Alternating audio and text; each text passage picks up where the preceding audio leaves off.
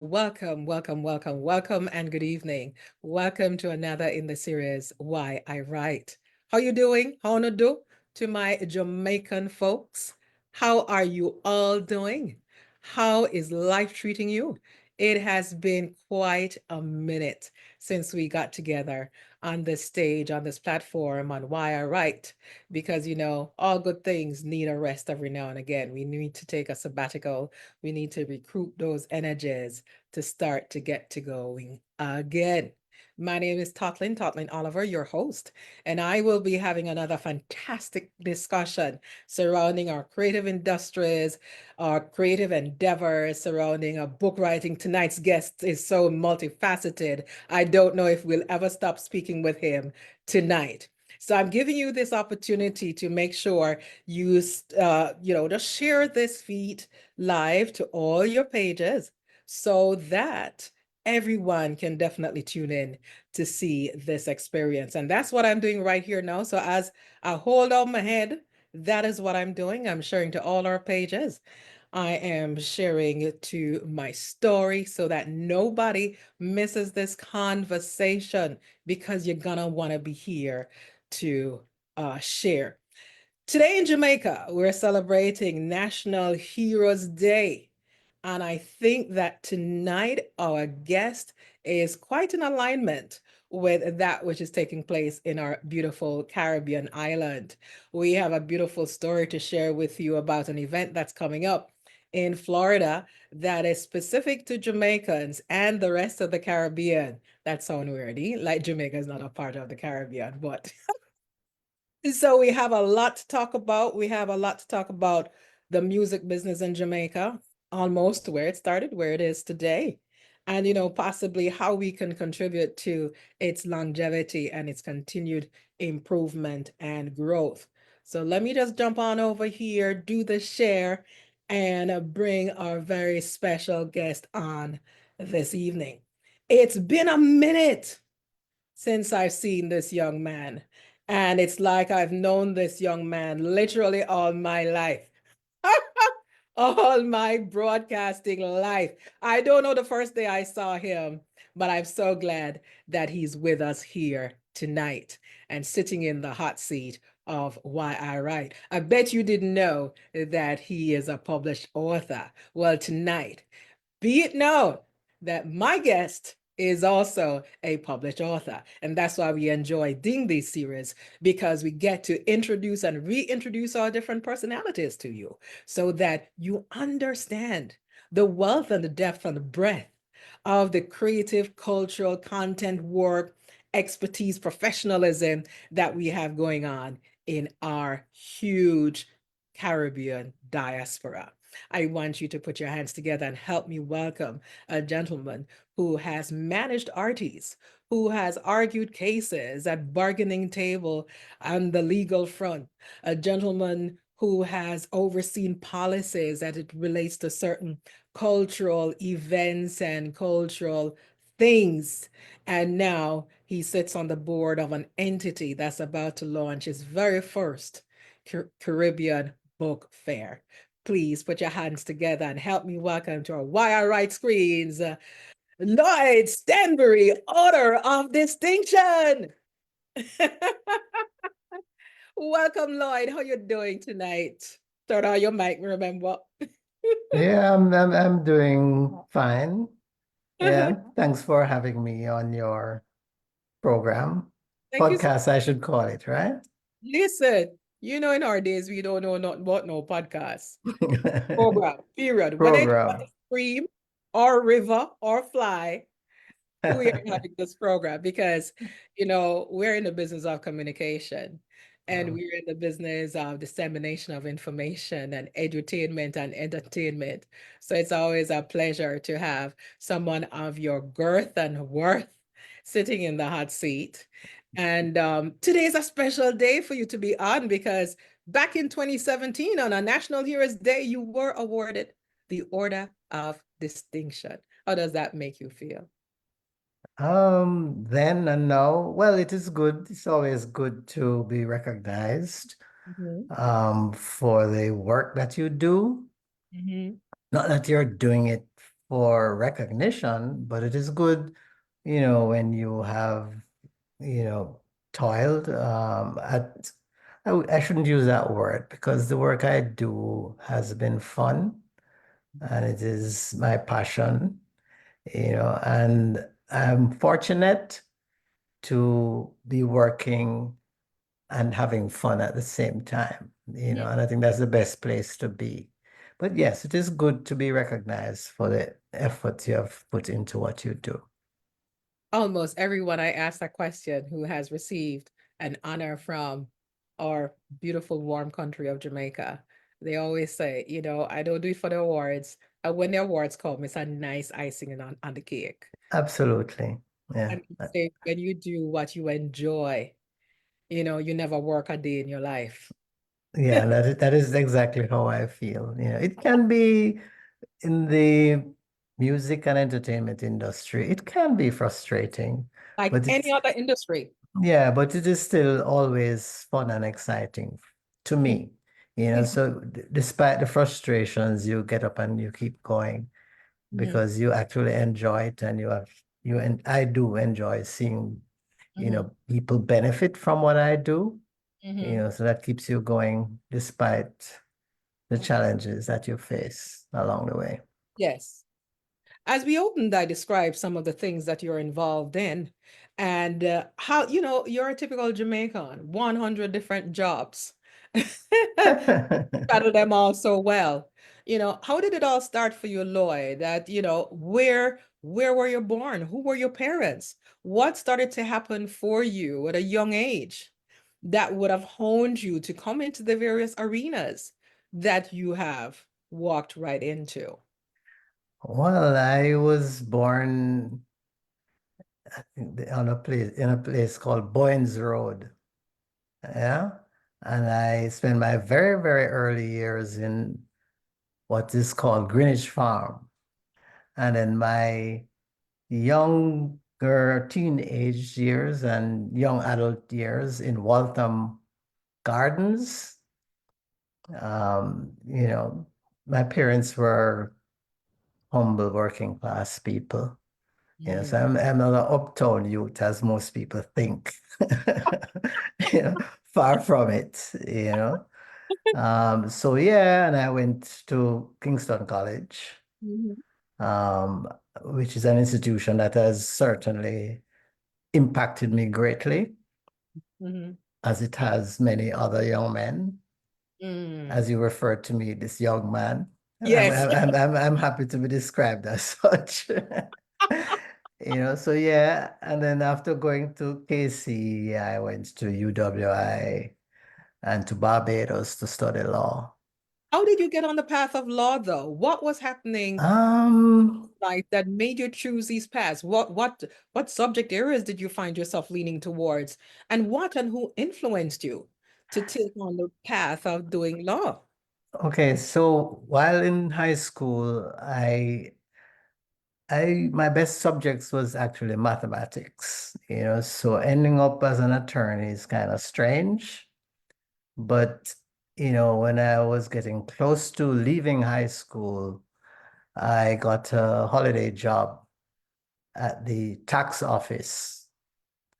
And the person who supervised me at the tax office was an attorney, and that was when I, for the first time, recognized that there is an area of law where there are numbers, taxation, because taxation is based on the law of Mhm, taxation. So that was when I first got some kind of an interest in law, because I was always seeing myself as a mathematician somehow. mm, So that was where I started to think about possibly becoming a tax attorney. mhm. And yeah, so that's what happened really. Oh, And then I went to law school and well, I did revenue law, which is related to taxation. Um, but I was always a music fan. I was always going to every concert that I could possibly go to from a very early age. I went to some of those concerts Christmas morning concert at the Carib Theatre. Byron Lee and Jimmy Cliff and Bob Marley and Toots and the Maytals and all of those early Jamaican artists. I saw them perform as a kid, in the Christmas morning shows. So I was always into live music events. You remember the very first concert you went to, Lloyd? Oh God, no, It was so much a fabric of your I life. think it would be one of those Christmas morning concerts at the Carib Cinema. Would have been my first concert, and I went to several of those as a child. Yeah, can't remember who performed. I'll probably remember as we go along. Yeah, but that was my first experience of, music as a business, as a young child, seeing people perform at the Carib Cinema in Kingston. So you So never while perform yourself? if I never wanted to perform, Yes. I performed in a Christmas concert in primary school. All of us did. All of us did. I performed in a Christmas concert in primary school, but that was the extent of my performing career. It ended right there. It started there and ended there. So I never did any more performances since that time. That I might have been about 8 or 9 or 10 years old at the time when I did that. Other than that, I make some sounds in the shower. That some might describe as singing or trying to sing. But I from a very early age, I found myself writing poems that I would hope would become songs. None of them have been recorded. Yeah, but I still do have, some of these poems that I wrote from a very early age that I thought would have become songs, but they never did. It never did materialize. Is it that you just never hook up with the right people? I didn't really pursue it. I wrote them, with the hope that somehow they would become songs, but I never did anything about it. About them, you see, Right? It was just there, and I still have them. I can still find them, Guess what? It's not too late. I guess not. As long as there's life, there's hope. You're not too late. Yeah, I guess not. I like that. So that's the early years. That's how things evolved. And as I said, as I was going to university, my concert attendance escalated. I was really into going to watch stage shows, right? I would drive from Kingston to Negril to watch a performance. Yeah. And drive back. I mean, sleep on the beach after the show, of course, and drive back to Kingston. That's how much had those long 3-hour band changes. You remember those? Yeah. But you lived with it. It didn't bother me really. Of course not. But that was your thing. Yeah. So I started, getting my interest in music from just going to the shows and watching people perform. What were some of the key lessons you learned from attending all these various stage shows across Jamaica during the time when you were attending UWI, University of the West Indies?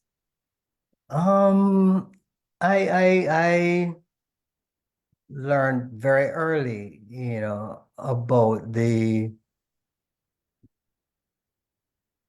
great talent, that existed among the Jamaican performers, both in terms of the messaging of the music that they were presenting and how the songs were produced and arranged.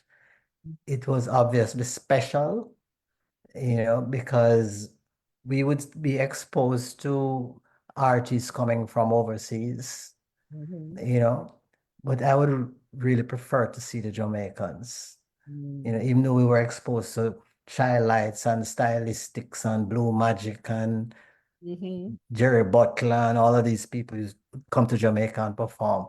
My preference was to go to see Bob Marley and Peter Tosh and Jimmy Cliff and Toots and Burning Ken Boothe, Spear. and Burning Spear and Black Uhuru. And that was my preference.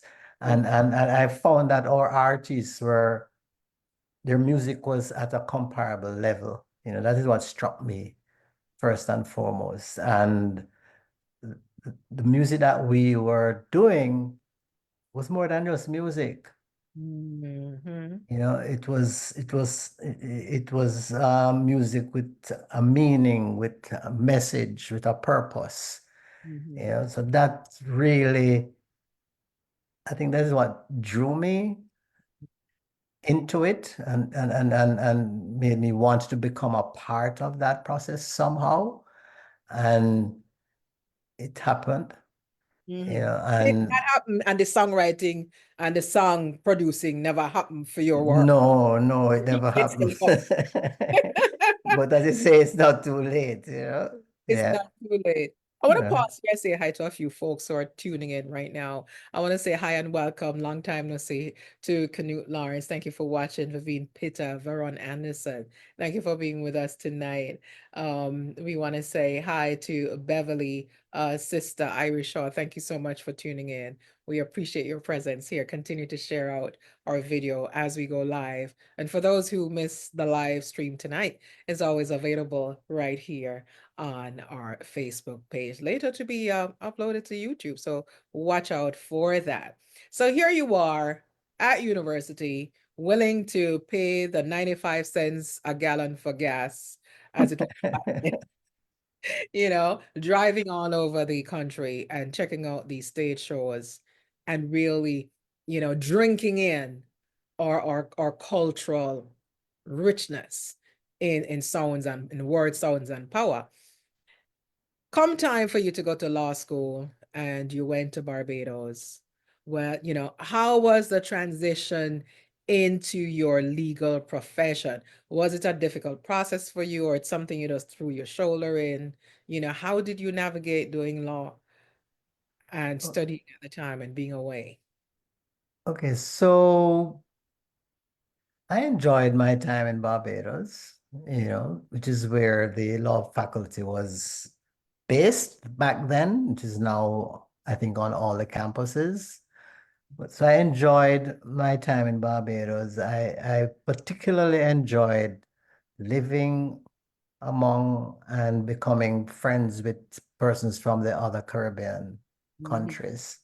You know, that gave me a different perspective as a African born in Jamaica. mhm, I started to see myself that way more so than as a Jamaican, because I was exposed to a lot more persons just like myself who mhm, were not in Jamaica, you know.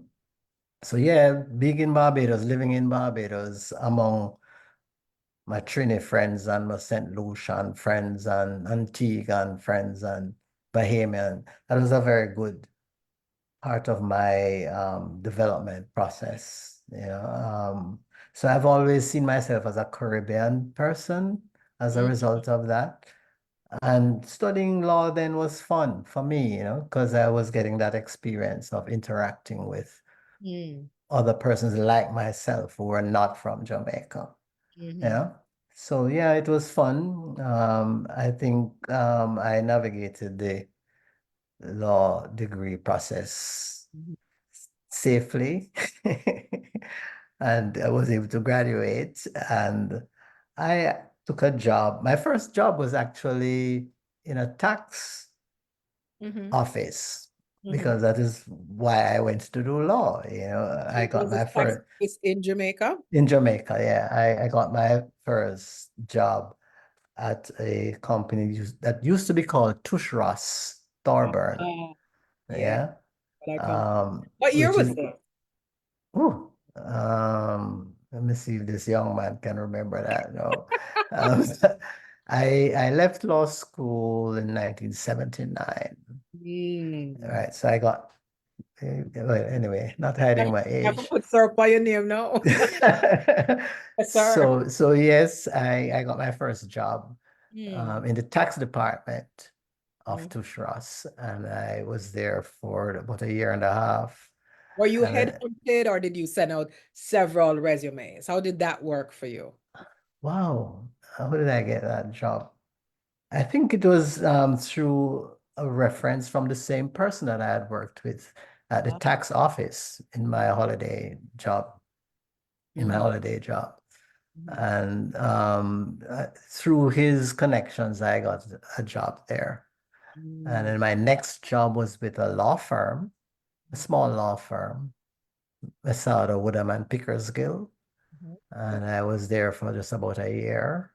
mhm, And then my next job was with the government of Jamaica mhm, at the investment bank that mhm, was run by the government called NIBJ, National Investment Bank of Jamaica.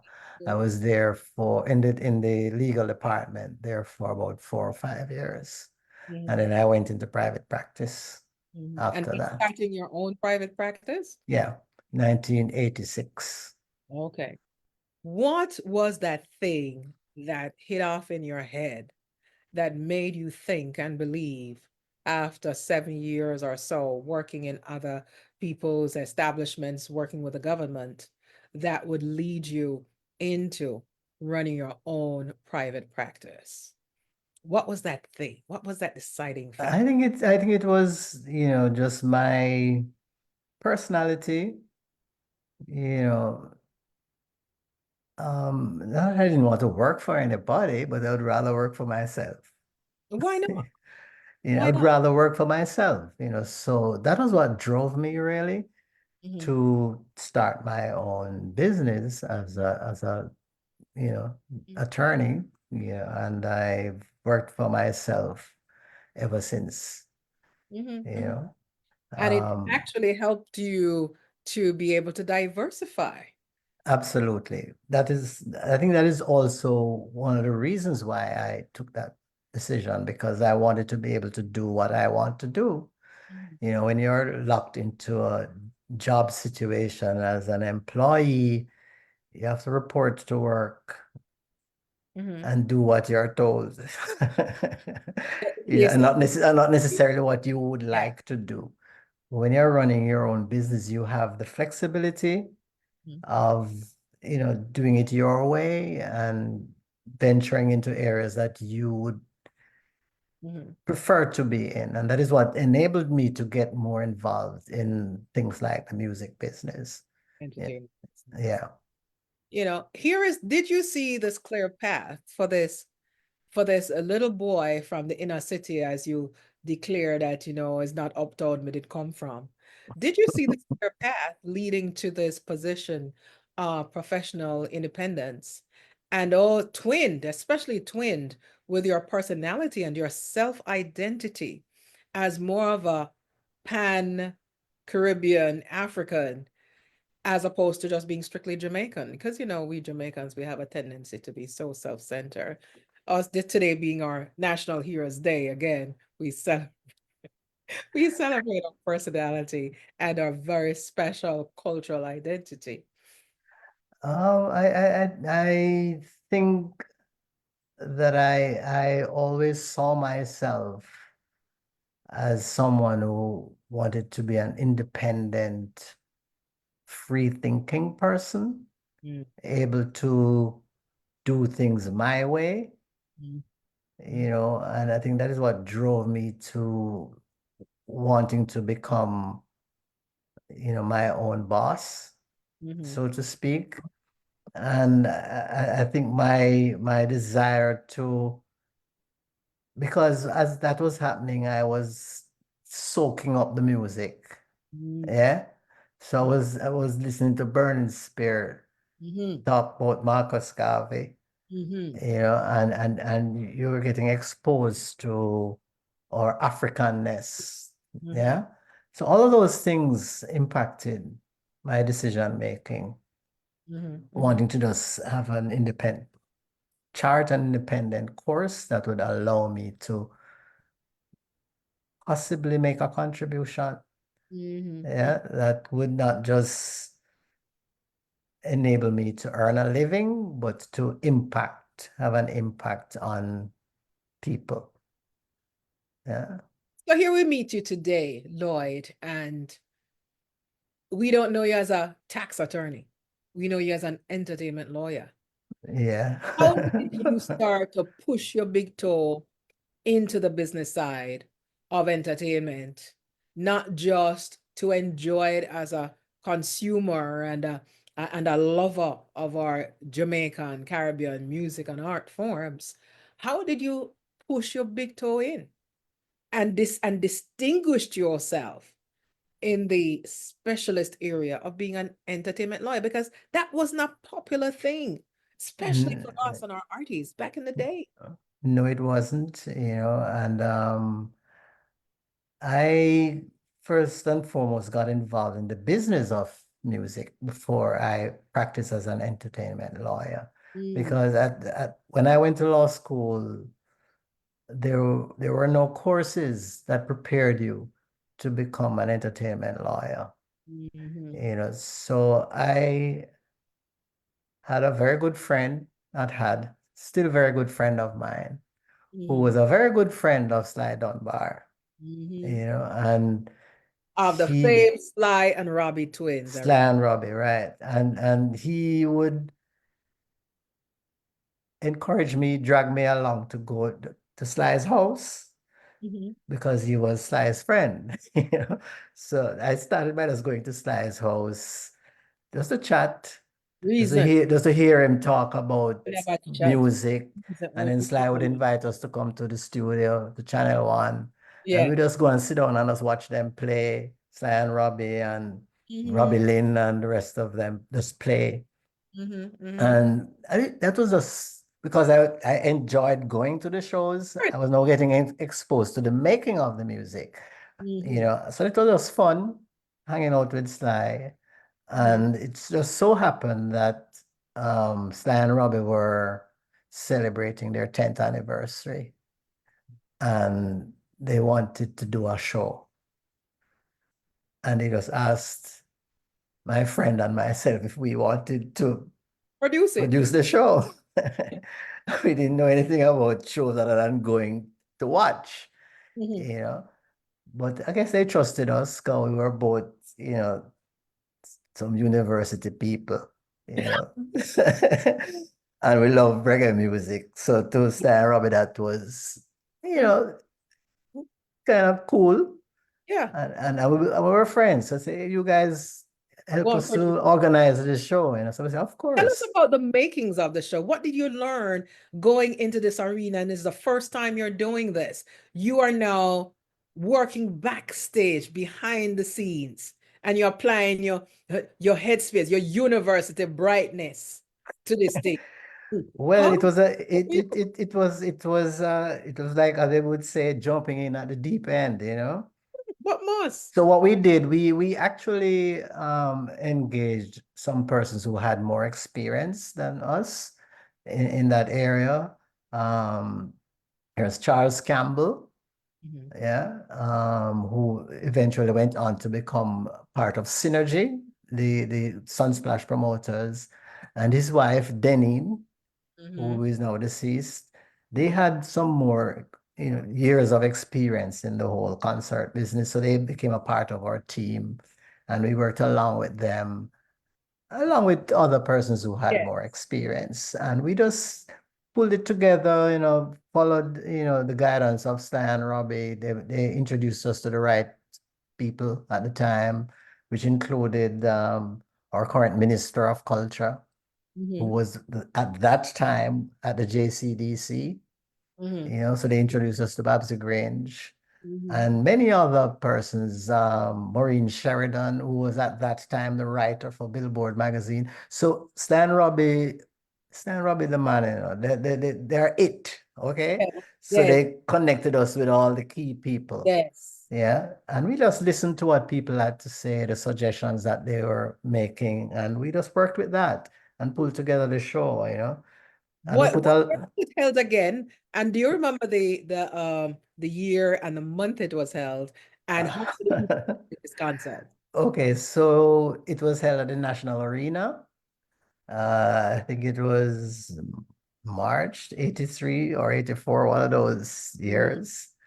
And there were 10 performers on the show. So it was Sly and Robbie and the Taxi Gang, and Yes. they backed everybody. I think that Mm, was the first time there was a major concert in Jamaica where there was one band backing up several artists. First time. Yeah. And versatility. the first artist on the stage was Gregory Isaacs. Whoa, So my God. you can imagine going to a show where the opening act is Gregory. I know. Yes, so there were 10 artists, Gregory Isaacs, Black Uhuru, Bonnie Mhm. Wailer was on the show, Sugar Minot, Yellow Man, Half Pint, it was Iny Moses' first concert. Wow. Um, hope I'm not forgetting anyone, but there were 10 artists who they had worked with, Barrington Levy, Hmm. and they all performed on that Stan Robbie 10th anniversary Taxi Connection concert. So that was my introduction to the music business. That was a big success. Well, it was a big success in terms of the crowd. Hmm. The crowd was actually too big. So In the national arena. yeah, Wow. we had too many people there, because we over promoted the show. That was what we're novices, first time. So we drove from Kingston. No, we drove from Morant Bay to Negril, putting up flyers. We the young promoters on the light posts. From Morant Bay to Negril, we drove, putting up flyers. So And that's what we don't have to do today, eh? right. Perfect. Can you So imagine? the crowd came out and there was a serious crowd control problem. So we had What was the price of major. the ticket? Do you remember? Oh God. I have no. But someone posted a copy of their ticket the other day on Facebook. Facebook.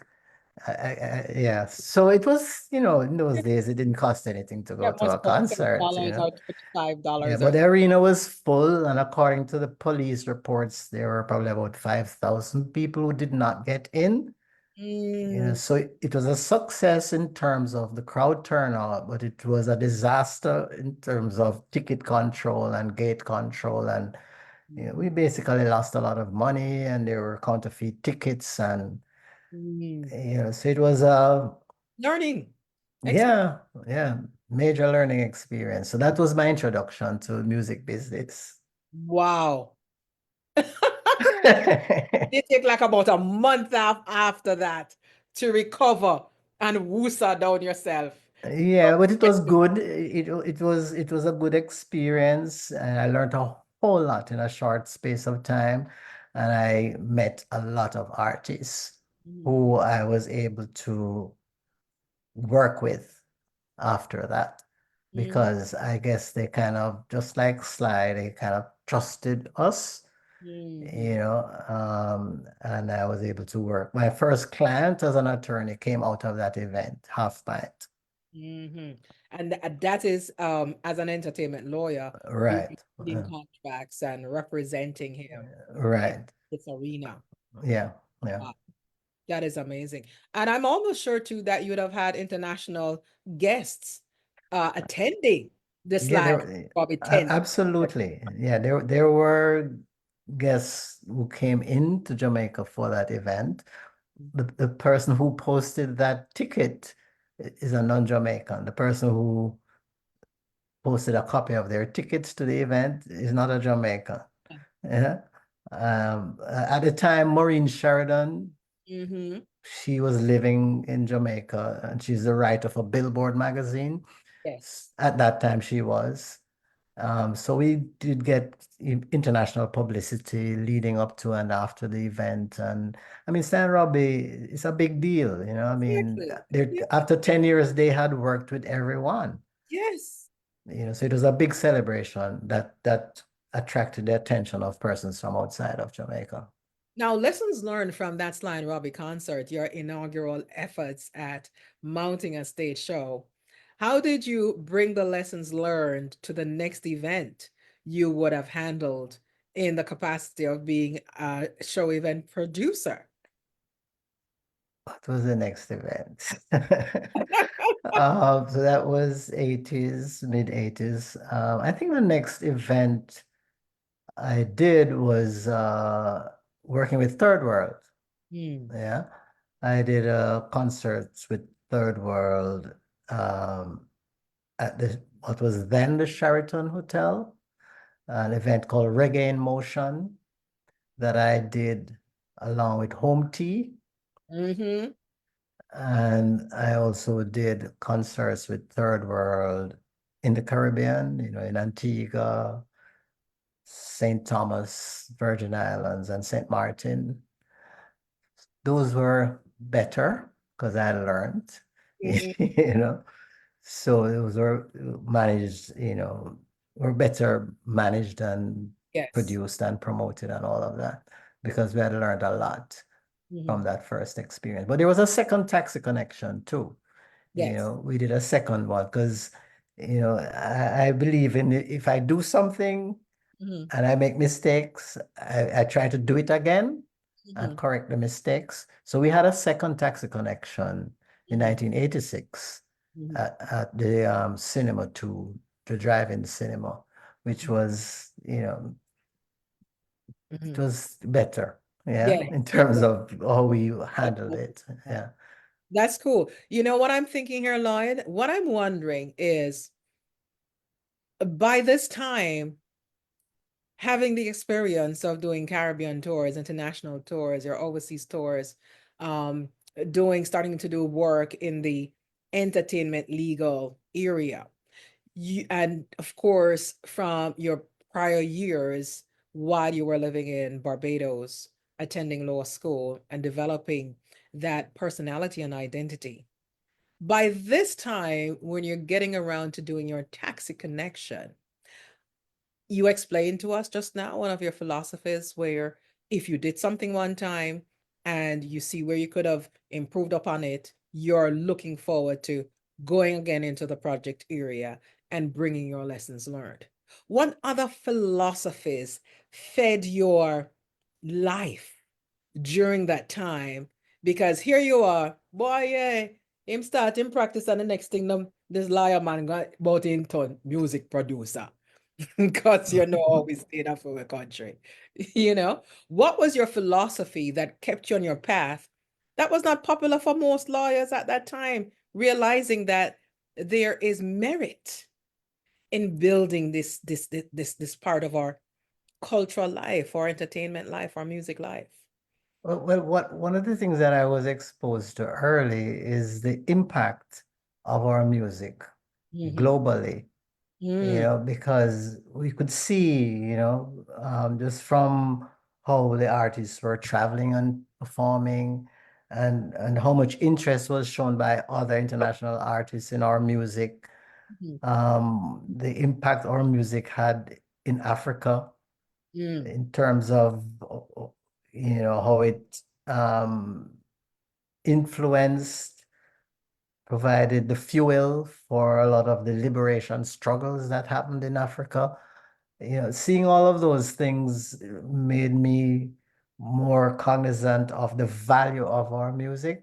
mhm, And at the same time, I was witnessing a lot of informality in mhm, terms of how artists were dealing with this valuable product mhm, that they have created, valuable in terms of the potential to generate revenues for them, their family, and their country, as well as valuable in terms of how much it educates, inspires, mhm, and guides people, mhm, mhm, I think it pointed me to the need for persons involved in creating and performing music to pay more attention to the business side of things because like me, they were doing it for fun.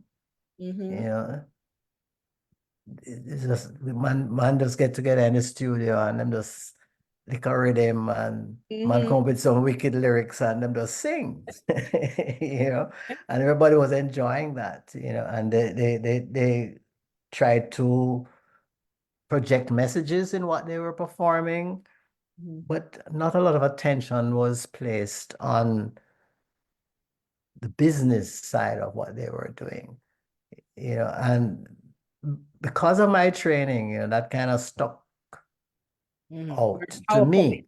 Very Yeah, that, powerful. that they were not taking care of business. Mm-hmm. So that drove me more towards wanting to represent. Mm-hmm. Yeah. And I found myself going more and more in that direction of, rather than promoting and assisting with recording and so on, put Mm-hmm. a little bit more of my focus on what I was trained to do, because when you go to law school, you learn about the law of contracts. Mm-hmm. Mm-hmm. So even though you don't study entertainment law, Mm-hmm. every relationship in the music industry should have a contract Mm-hmm. because it's a contractual relationship that you're entering into. Yeah. So Offer acceptance and consideration. Yes, sir. right, exactly. So I spent a lot of my time trying to assist Mm-hmm. with getting, artists, managers, promoters to document the arrangements that they were getting into. Mm-hmm. And I decided that I needed to teach myself more about this business of music. And I did that by traveling to music conventions Mm-hmm. in the USA, and wherever they were available, I would attend and learn, because they didn't teach us anything about entertainment law at law school. No, because it was not on the table. It was not considered. I Right. mean, you know, Yeah. it's just an artist. It's just an Right. agreement.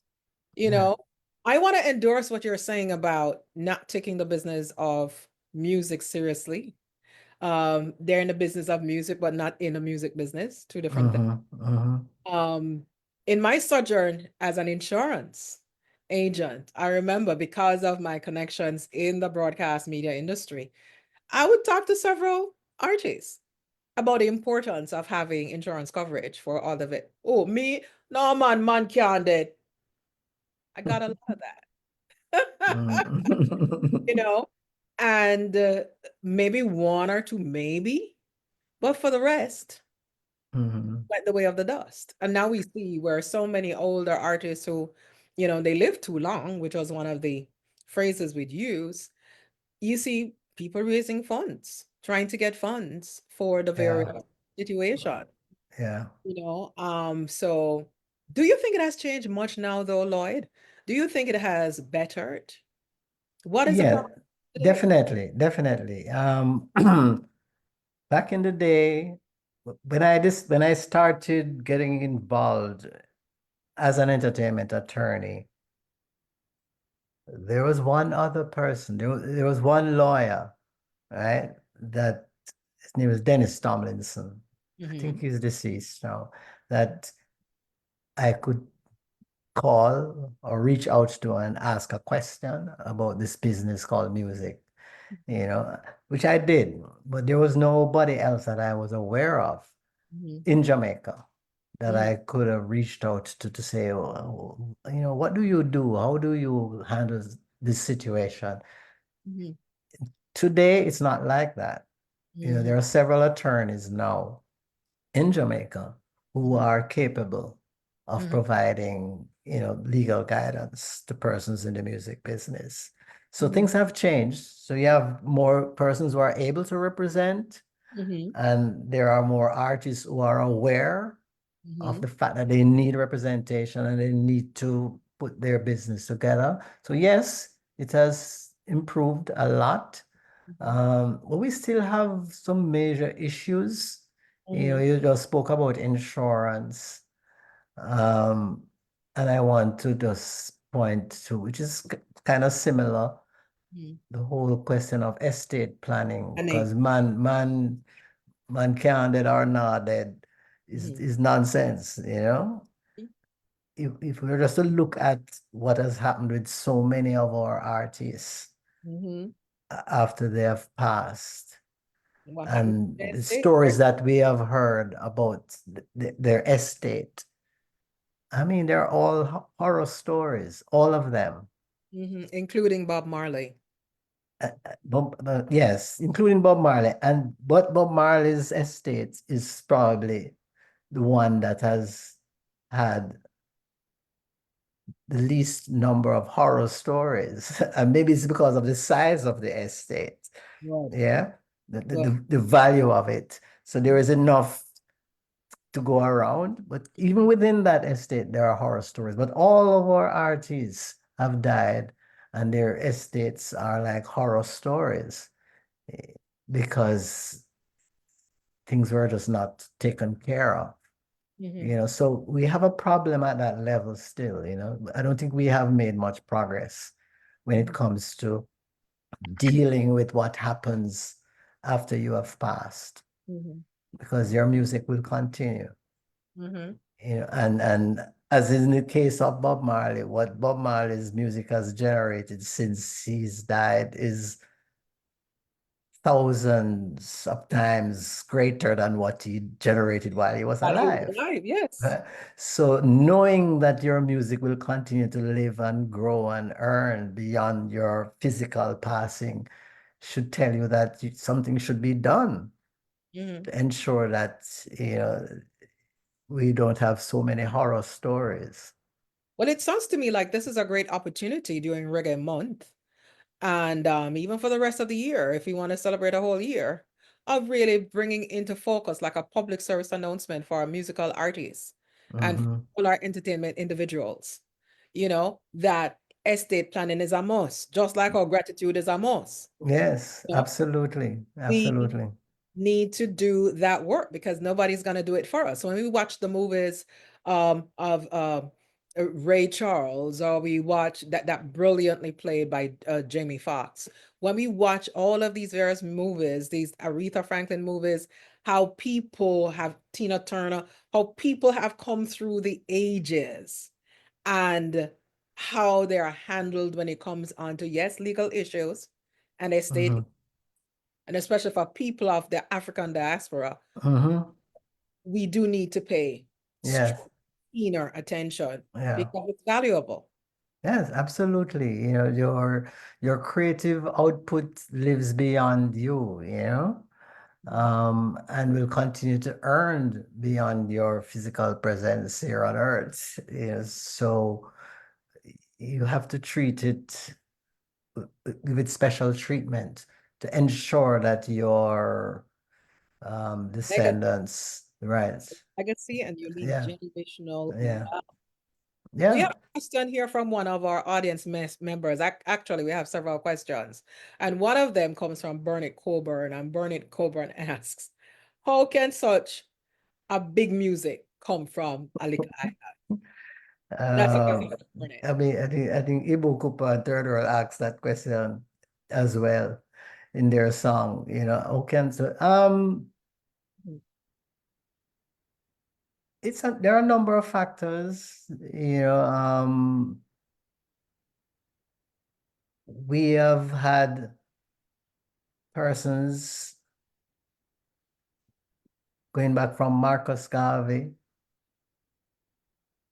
who have laid the foundation, who have gone. I don't know what it is about Jamaican people. That part I can't explain. Some people say, Yeah, well, it's some here. people say, Yeah. well, it is because of how the ships that came here, how they dropped us off, who was dropped off first and who was dropped off last, and the most rebellious ones were kept to the last. I'm not so sure exactly, but there are theories. But the bottom line is that we have had forerunners like Marcus Garvey who went out there and represented for us as Africans. Yeah. And Marcus Garvey is huge. So I have to respect Burning Spear to the maximum.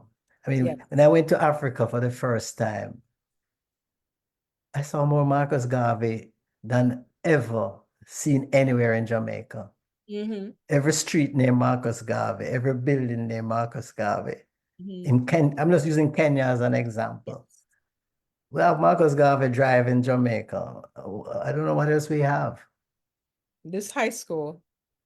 Yeah, but I'm just saying that he went out there and over 100 years ago, he Mm-hmm. started a movement that had millions of members, millions over 100 years ago, Yes. No social media.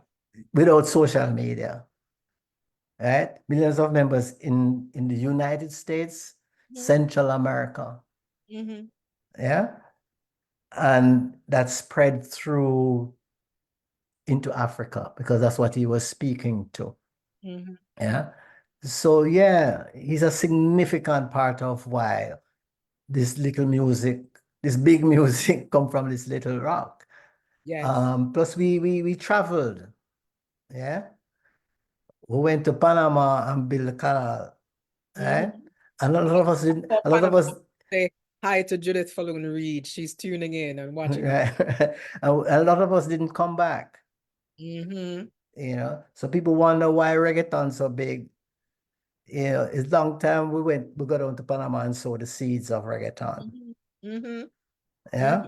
And there are places in Central America where the people have chat patois just like me and you. Mm-hmm.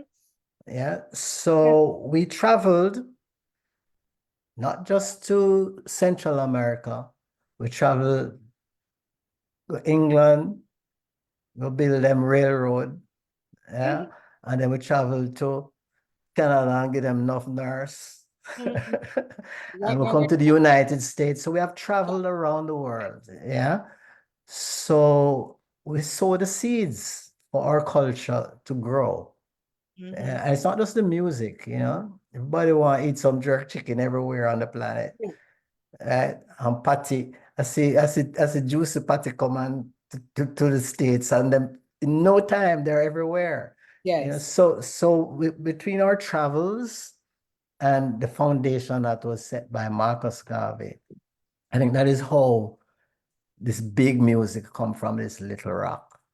Yeah, that is what laid the fertile ground for our music to grow all over the world. Those are two of the main reasons I would think. I like that explanation. And we don't you didn't even mention sports yet. Yeah. That has also contributed. Cricket, football, soccer. Yeah. So our traveling and what Marcus Garvey represented Mm-hmm. is how I would explain what made our music spread as Mm. far as it has, in coming from such a small place. And starting from the late 60s. Or before. Yeah, from before. You mean like with Before. you're not People, talking about you're talking before ska, like when we used to have mental music and stuff. yeah. Another reason why our music has spread is because of how our popular music came into existence. Mm-hmm. Yeah, it has an African base, Mm-hmm. no doubt, because we brought our instruments Mm-hmm. from Africa, but we also listened to a lot of music from other countries. In the 50s and so on, people in Jamaica were listening to radio coming out of southern part of the United States. So they were influenced by Country and Western. Yep. country and western and blues and so on. So we incorporated a lot of those Mm-hmm. sounds and taste inside of our music. So that enabled us to have a music that is palatable to a broader group of persons around the world. So all of those things contributed to why the music has spread as Mm-hmm. far as it has. Mm-hmm. And it is fitting that it would have. Canute Yeah. Lawrence is asking the question, um, if you think, if you believe that Jamaica is doing a good job promoting its music in Jamaica, and if current artists are more educated on the business of music copyright and those areas of the business. Yes, I think we artists are more educated, more informed about their rights and about copyrights and what it is all about. Are we promoting our music adequately in Jamaica? I think we could do better. And I'm saying that especially with regard to reggae. And I've found that a lot of people don't even know what reggae is anymore. Seriously. A lot of young Jamaicans especially, they do not know what reggae music is. Because they're describing reggae music is a genre of music. Not everything that is played in Jamaica is reggae. It's reggae music, right? But a lot of people can't make the distinction between what is reggae and what is ska even. Yes. Or what is reggae and what is dancehall even. Yeah. So I think we have not done a good job on educating and informing the young people about Jamaican music. Yeah. Which is not a good thing. In fact, it's a terrible thing. Yeah, because we have created a number of different music forms in Jamaica. Yeah, reggae is the most well-known one. And it seemed to me like we have abandoned reggae in Jamaica. I'm just being straight up. Yeah. Oh, you hurt me with that one, because that seemed to have been on its way in, which is the point at which we had a conversation one time. I remember when I started at RJR, they hardly played a lot of reggae music. I started at RJR about mid-85, and I started to play more reggae music, much to the chagrin of program managers. And they couldn't stand it. Maybe you remember, because they couldn't stand it. And then next thing I started to do was to have these all-night conversations with reggae artists, as distinct from dancehall music, because dancehall music, you had a set of, yes, dancehall artists who are more storytellers to the dub that we could have a conversation around. And I was very particular in being distinct, playing reggae music, reggae soul music, reggae party music, reggae just reasoning music, cool vibe music. And we had international reggae played by Jamaicans, like, of course, the Chalice and the Third World, and some Bob Marley. And I remember one night I was playing a whole series of Bob Marley music, and one of my friends them called me at the radio station and said, "Taught why I play so much Bob Marley music? It's boring." I'm like, oh.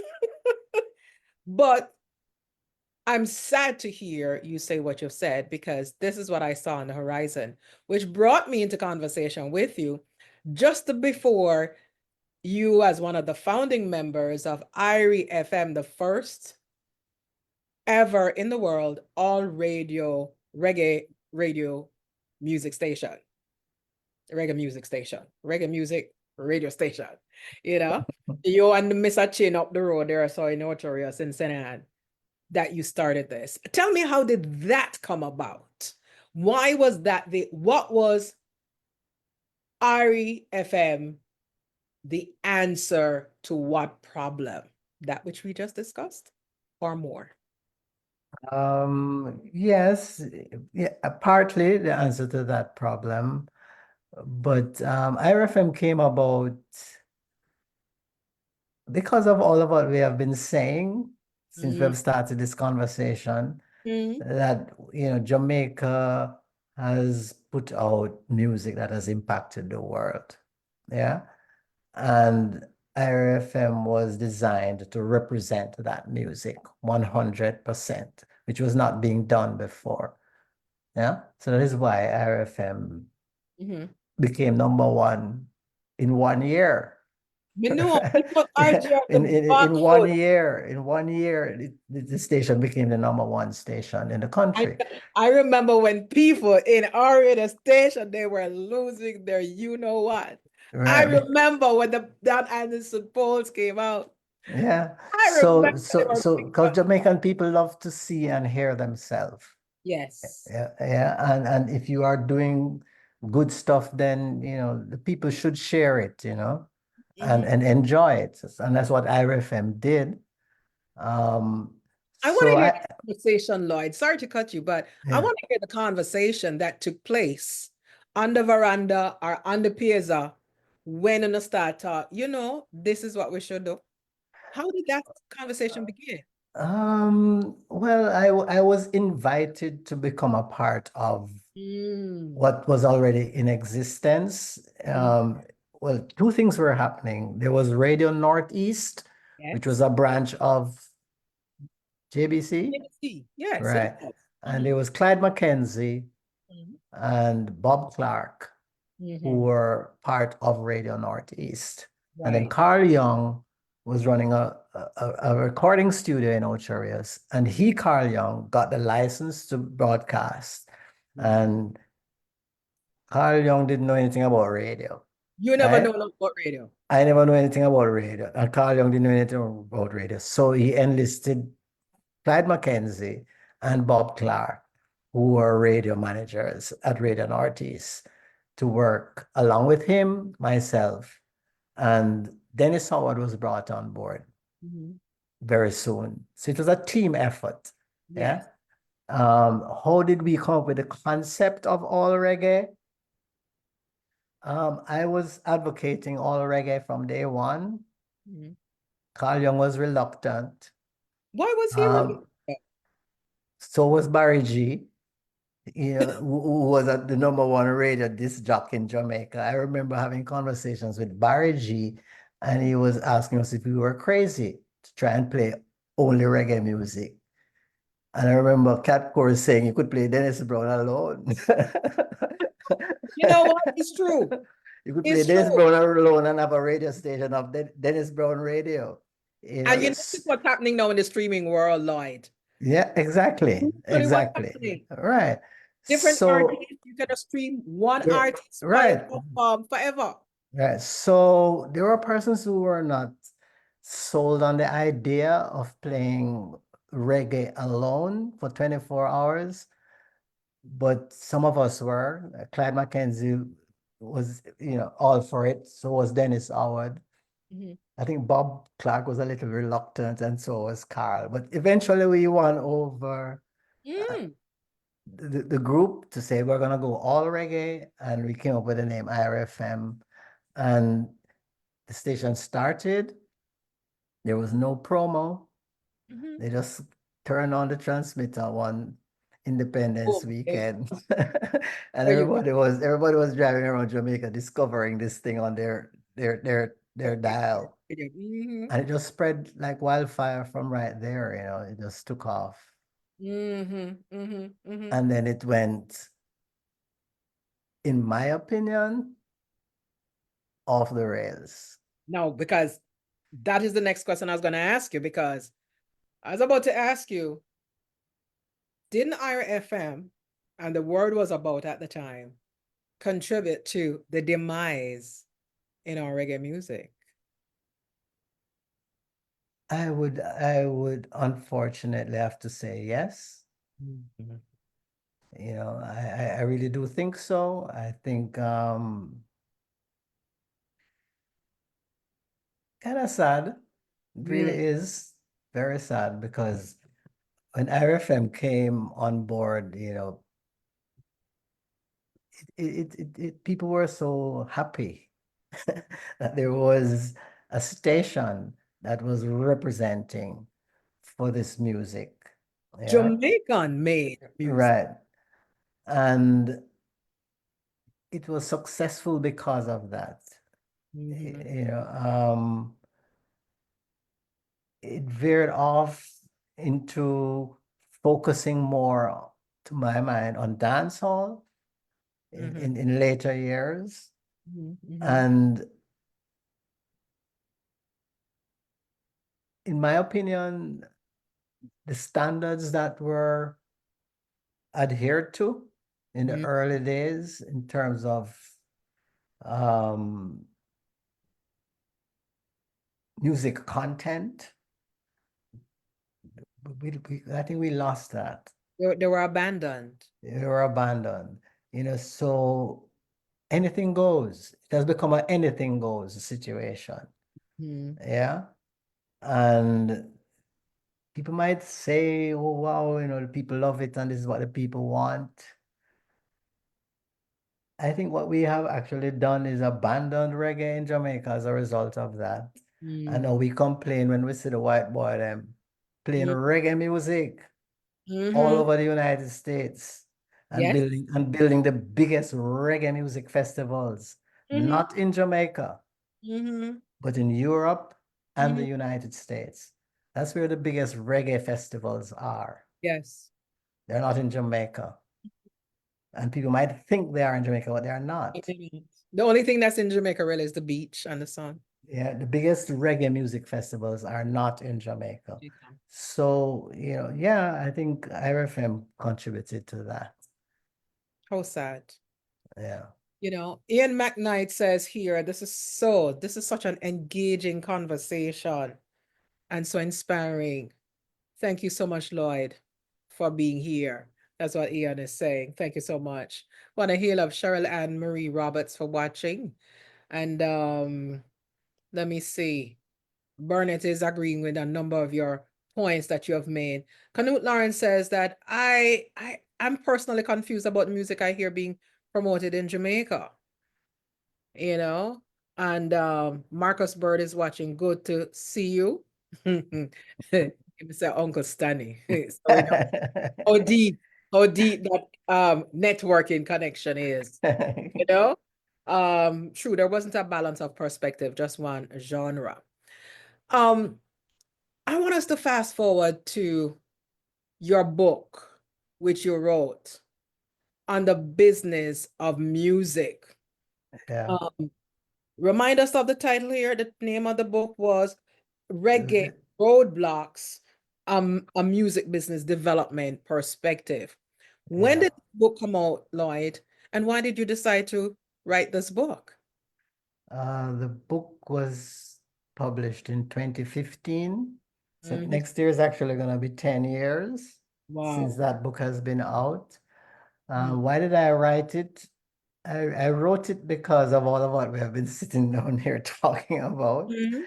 I wrote it to try and capture what I observed after over 30 years of being involved in the business of music in Jamaica and interacting with the international or the global music community.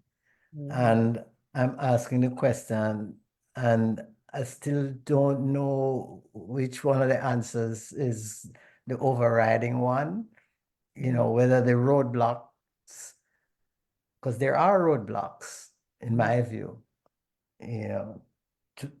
on the business side, because you can't stop reggae music. Let me just get that clear, right? So when I speak to roadblocks, I'm speaking about roadblocks in terms of how Jamaicans have benefited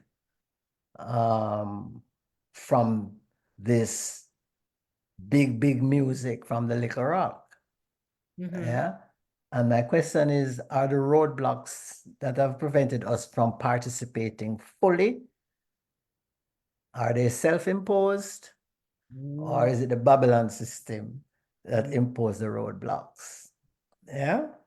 So that's what I'm trying to have answered in that book.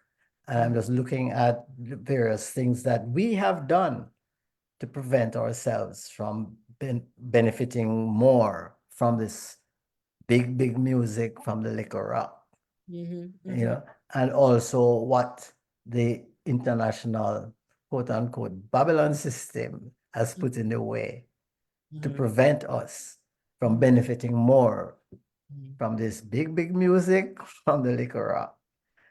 And there are roadblocks on both sides.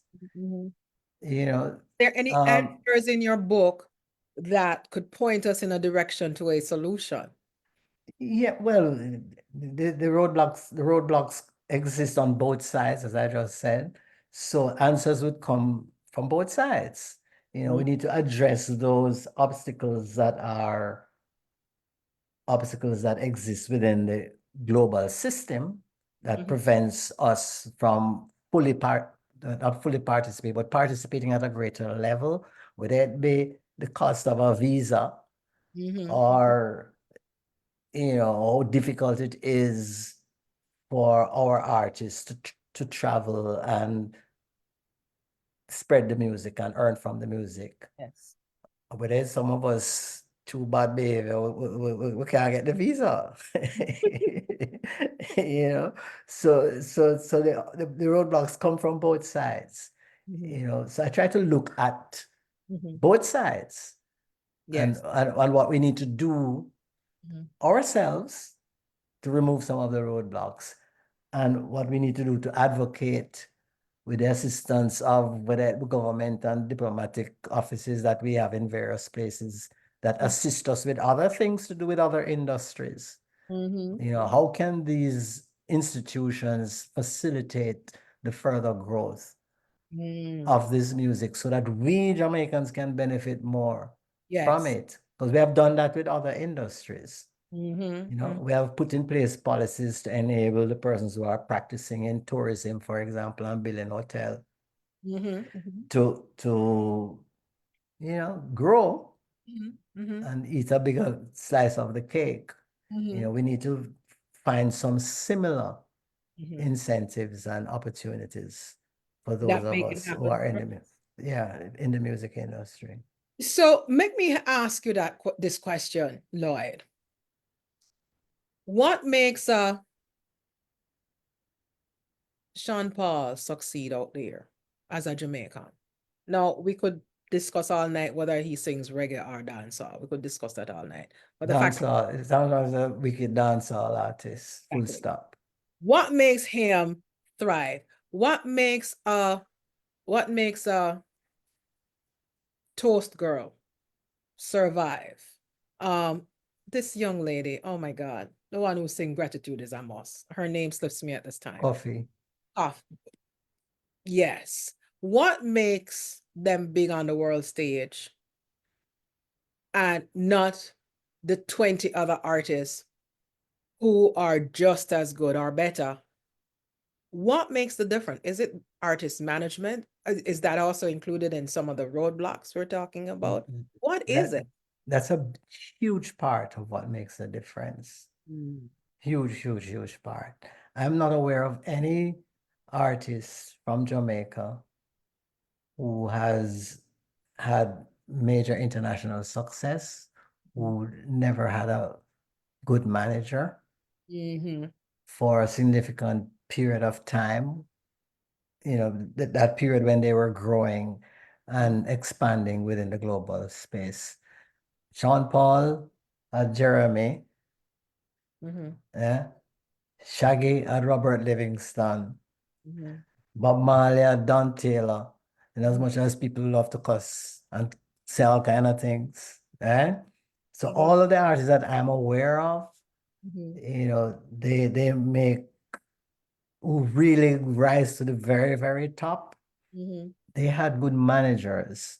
You know, so management is a significant part of the reason why they are successful. No question about that. Because it's a very complex business, you know, so you need to have people around you who can help you to, you know, make the right decisions, you know, get the right marketing done, right, you know, distribution of your music, you know, get the right entities to book your engagements on your behalf.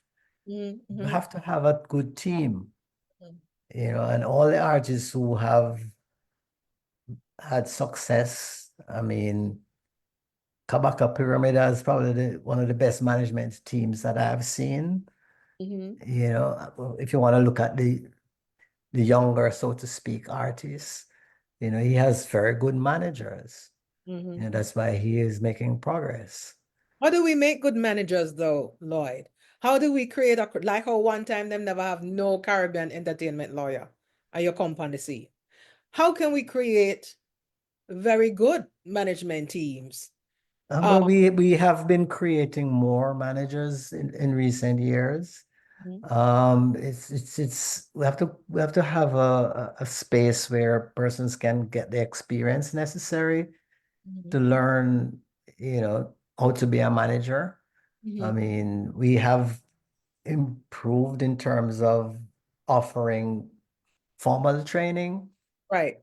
Yeah, so those things we have to continue to do those things so Mhm, that, persons who want to, not everybody should necessarily want to go on the stage mhm, mhm. and sing, there's room for persons to provide support services to the creatives and the ones who want to perform. Yes. So we need to enable them to develop those skills, more persons to develop those skills, and to have the opportunities to be mentored and get the necessary experience out there. We're doing a better job than we were doing years ago. So we are creating more competent managers. But this big, big music from this little, little rock needs a whole lot of managers. Yes, we do. Yes, Need we a whole do. lot of And managers. again, just like how we had that campaign, we had two very powerful campaigns in Jamaica when I was growing up. And it's two is better than too many, and learning to read and write. Mhm. And I think that these public service campaigns go a far way in educating our population, our local population, as to how to expand into these new areas of opportunities. I mean, Mhm. where I live here in the United States, we have Live Nation, yeah, Live Nation concerts. And I keep on coming across so many different people who work with Live Nation. And it's amazing as to how you can actually filter into the entertainment business. But if you talk about creating opportunities, you're such a huge creator, such a starter of so many things, like the Caribbean Music Expo, which you started back in 1999. That's almost 30 years ago. And it's still going on. What are some of the inroads that the Caribbean Music Expo have experienced and continue to experience? The Caribbean Music Expo happened for a period of time. It's not going on still, but there are a number of um, similar type Mhm, projects that have come on stream and are doing what they're supposed to do. mhm, I've found that for the music industry, trade shows work. mm. Yeah, Oh, how that's how so? I learned the music business. Mm, I learned the music business by going to an event in New York called the New Music Seminar, mm, and I learned more by going to MIDEM. So mm-hmm. these events actually provide you with the opportunity to meet other persons in the music industry and to Yes, learn from them. yes. Um, so we had the Caribbean Music Expo. It started in 1999, as I said, and we did it 3 times Mm-hmm, in Ocho Rios, inviting persons from all over the Caribbean to mm-hmm, come perform, exhibit, panel discussions, mm-hmm, lectures and what have you, because that's a formula that has always worked in the music industry and still works today. People go to South by Southwest in Austin, Texas, for mm-hmm, the same reason. You know, the Jamaican government spent a lot of money sending people to MIDEM, mm-hmm, you know, for many, many years. There is WOMEX. There are several of these types of events all over the world. And it's because they work, they provide the breeding ground, the school, the networking opportunities for persons who want to learn to mm-hmm, advance their business. Yeah. And we have been having in Jamaica the Island Music Conference. Yeah. mm-hmm, Which one of the persons involved in presenting that event was a part of the Caribbean Music Expo. mm-hmm, mm-hmm, So those projects are very important. mm-hmm, Unfortunately, we have not been able to to sustain any one such event in Jamaica or the Caribbean for an extended period of time because it's challenging. It's Yeah. very challenging to host them and to keep them going. But But I it is love the fact that they started, they existed. And you made an excellent point, Lloyd, when you said out of those expos, other projects have started. yes, yeah. So I'm glad that they existed and Yeah, and other things are now taking, because yeah. one of my biggest beef is about the Jamaican film industry and making films about our Jamaican artists and people quarreling with it and so on, not realizing that is a part of the process of our, anchoring down and making a mark with our legacy, so it cannot be rewritten in the future where suddenly Bob Marley, for instance, just turned into maybe a Japanese person, another 300 years, kind of. It's very important. It's very important that we tell our stories ourselves, we document our history, which is, why we should write, because we need to, that's the only way we're gonna learn, I mean, and we won't have kids going on school challenge and say reggae come from Trinidad, you know? I saw that. I mean, it's for real, we have to document and pass the information on to the young people, and we're not doing a very good job at Mm, that at all, We're really not doing a very good job at informing the younger generation as to who we are and mhm. where we're coming from. Yes. So they don't know the value of who we are. They really don't. They have lost that anchoring identity. Yeah. And we're not Yeah. talking here about patriotism. It is Mhm. something beyond patriotism, Yeah. because Yeah. as the world becomes smaller through the internet devices and everything that Yeah. on the weekend, for instance, I went to an exhibit where I literally walked um on a through the VR experience. I walked on an International Space Station, Mhm. and it's an immersive experience. But the point is that the world is moving rapidly ahead on its own business, and Mhm. really and truly, only the strong will survive.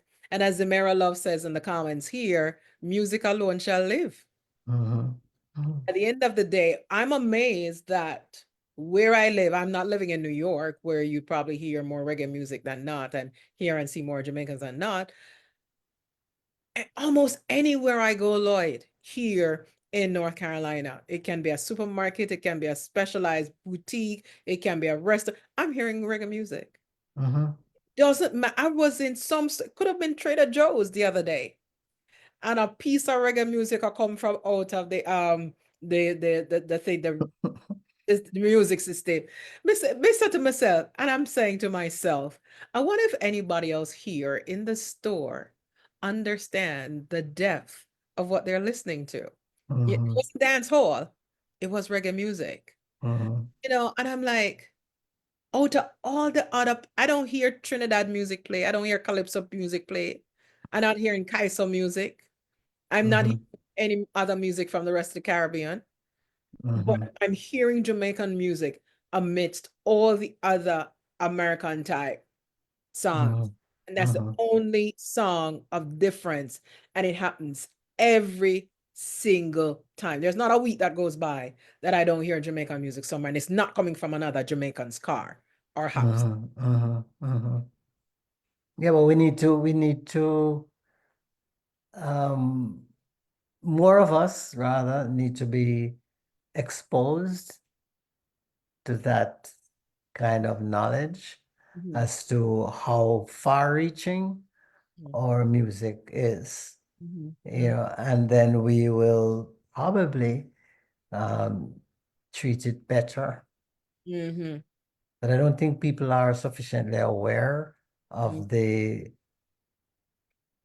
expansive nature of, the reach of the music and culture of Jamaica. And if we are able to find ways to let the Jamaicans, I hear people say it all the time, that Jamaican culture is more loved and appreciated by non-Jamaicans than it is by Jamaicans. And we need to fix that. If we can't fix that, Jamaica can't fix. Yes. If we Jamaica. can't, we have to fix that, because in most other places, the people respect and appreciate their culture more than how the outsiders appreciate and respect their culture. In Jamaica, it's the reverse. The non-Jamaicans have a greater level of appreciation and respect for Jamaican culture than Jamaicans do. And people might say, oh, you can't say that. I say it because I've lived outside of Jamaica for a significant portion of my life. That's why I can say it, because I've seen it. I've seen it everywhere I go, whether it be Europe, America, Central America, or Africa. So when you're sitting there in Jamaica, you don't get exposed to that. Yes, I'm not afraid to say it because I see it everywhere I go, The non-Jamaicans are more appreciative and show more respect for our culture than we do. I see it all the time. Which brings me to the next exciting project on your lap. Come October 26 and 27 in Plantation, Florida, you are a board member of the organizers of the first ever Caribbean Book Fair. Wow, congratulations. So what is not one thing is another. How you end up in this now? So I was invited by the founders of the Island Space, which is a Caribbean nonprofit organization based in Plantation, Florida. Yes. Khalib Thompson and David Muir, they're the founders. And I was invited to sit on the board of directors, which I've done for the past 5 years. I've just recently stepped down from the board, but we are organizing. I continue to work along with Island Space. We're organizing the first Caribbean Book Fair to be held at the museum on the 26th and 27th of October, which is this coming weekend. Yes. We're going to be having authors from a large number of Caribbean countries: Trinidad, Barbados, Cuba, Dominican Republic, Haiti, Jamaica, Grenada, St. Martin, several authors from throughout the Caribbean region will be there presenting their books, reading from their books. We're going to be having panel discussions, 2 panels. One is about the freedom to read. That's the title of that panel, which will be on the 26th. And on the 27th, we have a panel that is speaking to the pros and cons of traditional publishing as against self-publishing and how to monetize your book. That's another panel that we'll be having on the 27th. So it's a number of activities over the 2 days, panel discussions. The authors will be exhibiting their books, reading from their books, selling their books, and there will be some workshops as well as performances, spoken word performances and so on. So Island Space Caribbean Museum is hosting that. We look forward to that. How did that idea come about, a Caribbean book fair? Because I know we have the Miami Book Fair, a big in Florida. Every year, there are a number of new book fairs happening. Just earlier this year, there was the Jamaica Brew Literary Festival, the first of its kind. Yeah. How and why for the Caribbean Book Fair? Well, it's in keeping with the mission of the Island Space Caribbean Museum. It's actually the first Pan-Caribbean museum. Mm-hmm. in the United States and probably in the world, you know. You have Jamaican museums and Cuban museums and Haitian museums. But Island Space is the first museum that is seeking to collectively represent the Caribbean. Mm-hmm. Yeah. So as a part of its mission, you know, we host events that Mm-hmm. are catering to the Caribbean. And we decided that we should have a book fair Mm-hmm. that's catering to Caribbean authors, Mm-hmm. as well as authors who are not necessarily from the Caribbean, but who are writing about Caribbean issues, Caribbean themed books. So Mm-hmm. that's why, you know, that's how the book fair came about, because it's in keeping with the objectives and the mission of the museum itself to represent the whole Caribbean. Great. How many authors are we expecting at your Caribbean Book Fair next weekend, October 26 and 27 at the Island Space Museum in Yes, I think we have on day one, I think we have 16 authors exhibiting. And on day two, we're catering to like 16 authors each day to be exhibiting and physically present, but we're going to have a collective Mhm. um, group as well, you know, where the museum will be representing authors who are not necessarily able to make it, but Mhm. who won't have their own exhibiting station, so to speak. So I think we have uh, maybe over 40 authors that Mhm. have committed to participate in Mhm. the book fair so far. That is amazing. You know, is it gonna be every year? Because next year I shall certainly plan to be there. So it's we describe it as the inaugural. Okay. So we expect to have it all Yeah, along. we are hoping to make sure that it is an annual event for sure. And I Yes, must say that the Island Space Museum is a fantastic space.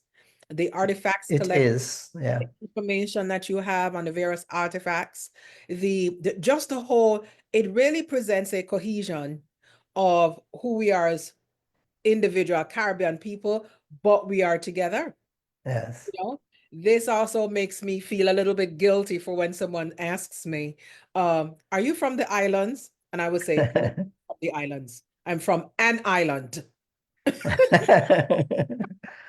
Yeah, I think what I've found is that Caribbean people tend to cling together Mhm. outside of the Caribbean, Yes. Yes. more so outside of the Caribbean than within the Caribbean, unfortunately. Maybe it's the fact that there's so much distance Mhm. between the Bahamas Mhm. up north and Mhm. Trinidad down south. It's a long way when Yes. you're in the Caribbean. But when we're all in South Florida, we're just a few minutes away from each other, Big you happy know? family. And right. So, and the same thing happens in the Northeast, in the New York tri-state area, where the Caribbean people tend to hang together, you Mhm. know, more than when we are at Yes. home in the Caribbean. Walked into Natrini's shop right near in that same area where the museum is, about 7 minutes away in one of those strip plazas where Yes. that bakery is. Walked into his store. He sell freshwater coconut. Was busy telling me a Right. long story in his Trini accent because I'm Jamaican and suddenly, your family and then Exactly. Yeah. So you're we're trying to replicate that within the museum, and it is working. You know, it is a space that a lot of Caribbean people enjoy coming to. You Mhm. know, so we're hoping to see a good crowd come out for the book fair, and we've been having good, you know, crowds come out at the various events. Oh, Yesterday there was a Caribbean rum cake festival. oh my God. I can't believe I missed Every that. Caribbean country had their own rum But cake. rum cake. Yeah. So, you know, we're doing events like that, you know, to Yes. bring the Caribbean people in. How do we follow the Island Space Museum? And will we be able to see any streaming or any book list, a shopper's list for those of us who are not able to. I think the event will be streamed. There will be, sessions that are going to be streamed. islandspacefl.org is the official website for the museum.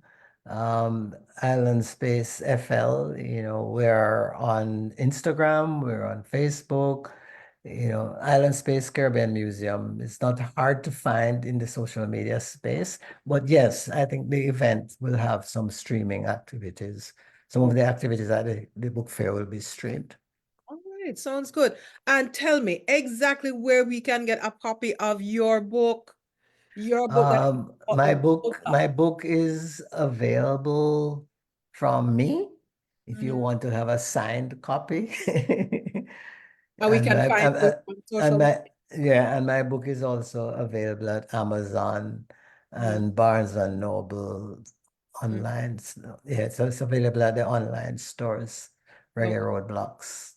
I love that. Reggae Roadblocks, a music business development. Development perspective, So if right? you have young people in your family, in your neighborhood, who they're looking for a career path, they love entertainment, they like the music business, or they're already on their way going to performing arts school, going to performing arts college, I believe that this book will be a mighty resource. Reggae Roadblocks, a music business development perspective.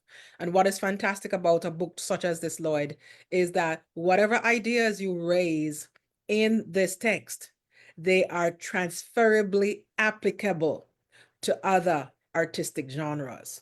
Absolutely, And that's absolutely. what I love, especially for us of color. Say, for instance, we have a set of young ladies who want to open an Afro-Caribbean dance studio, you know? Mm-hmm. Where do they perform? Which festivals do they check out? Blah, blah, blah, blah. What are some of the roadblocks for getting booked? All of that kind of. Right. Yeah, And yeah. how do we go forward? Do we all just sit around waiting for auditions to go on America's Got Talent, or do we just consistently make it happen? You know? Mm-hmm. Mm-hmm. So again, Lloyd Stanbury's book, Reggae Roadblocks, a music business development perspective. And your books are going to be on sale too at the event? Yes, my books will be at the event and I'll be at the event. Of course, you better be at the event. Yeah, so Even though my you're books will be at the event, yes. What's next for you, Lloyd? There's so much in you. What's next for you?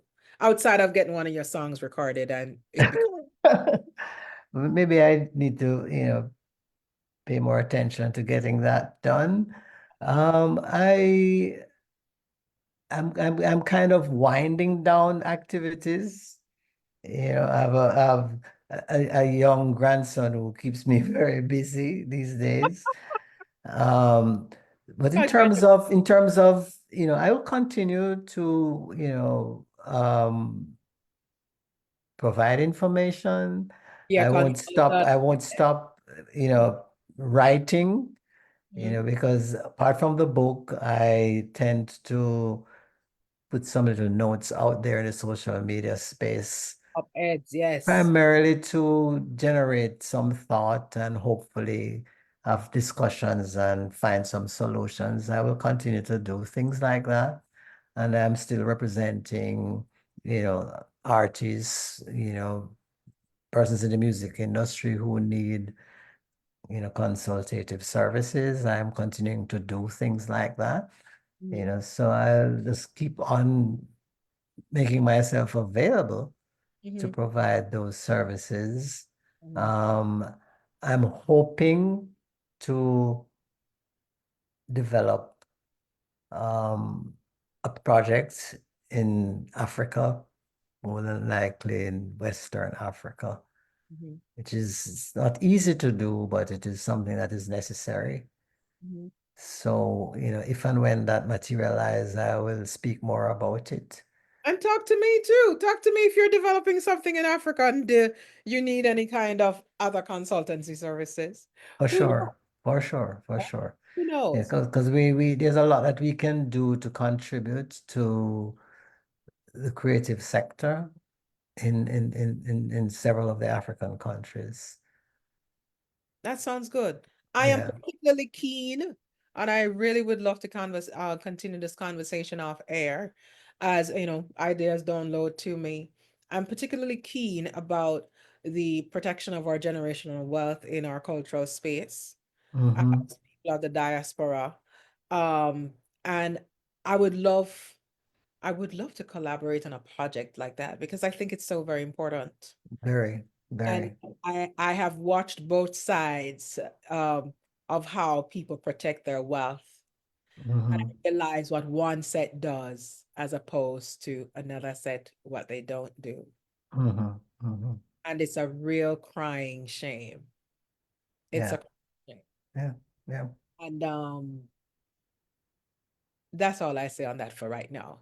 What would be Mm. your parting words to us, Lloyd, as we ponder so much of what you've shared with us? What would be your parting words to us on this Jamaica National Heroes Day? How can we contribute to the legacy of our heroes? How can we be more in whatever small way that we can for those of us, especially all over the world?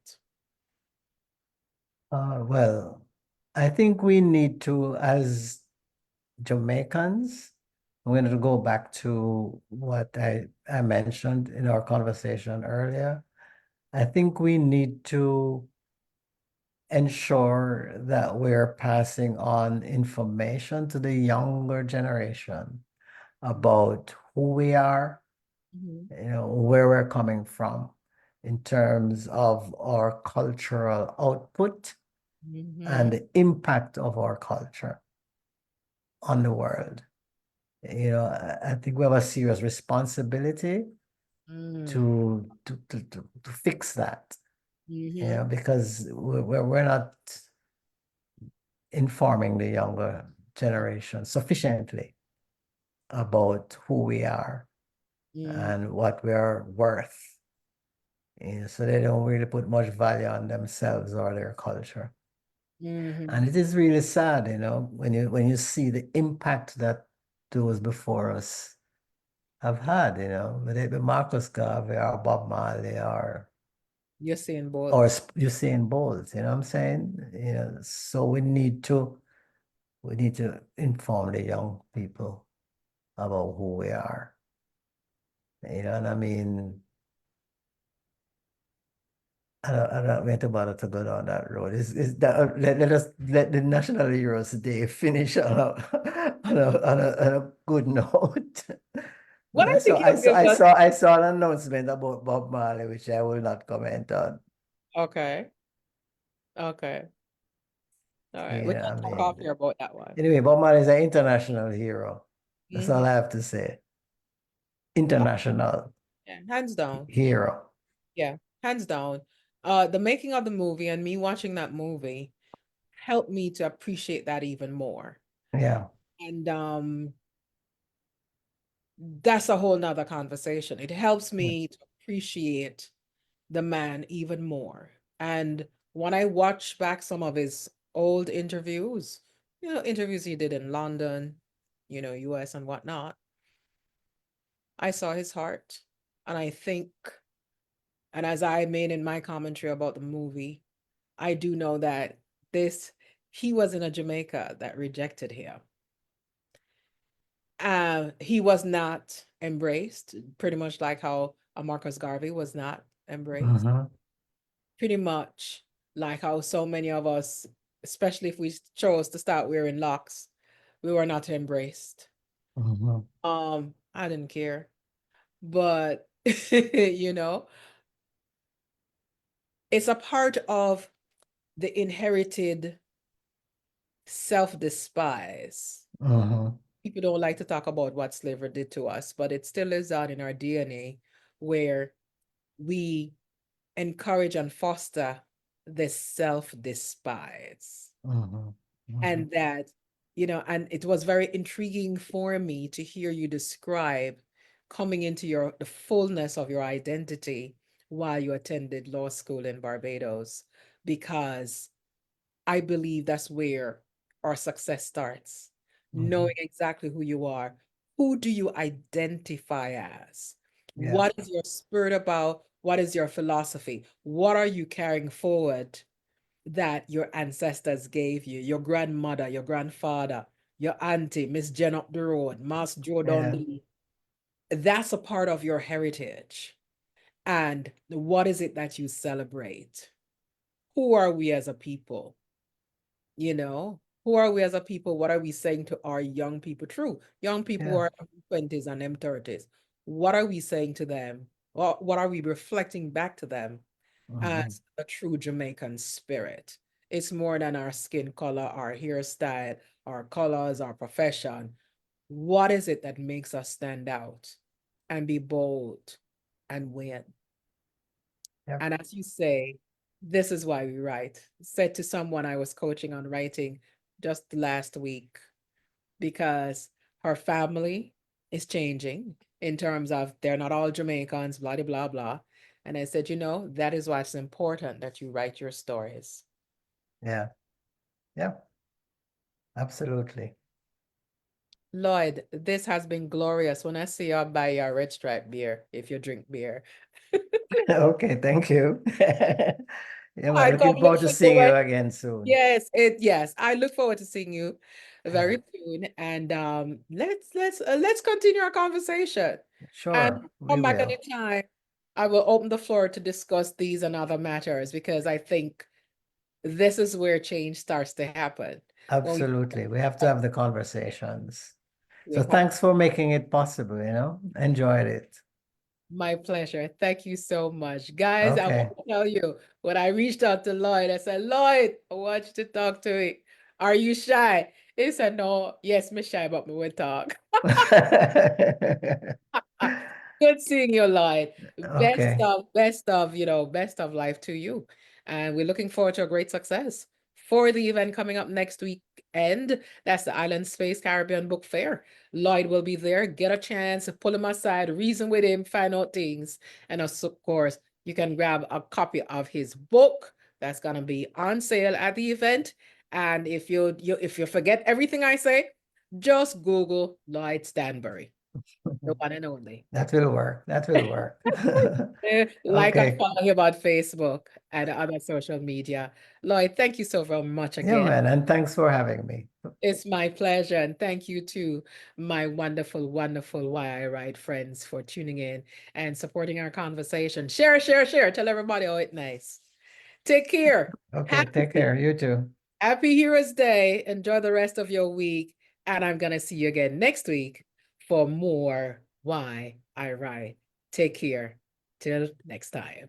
Okay. Bye.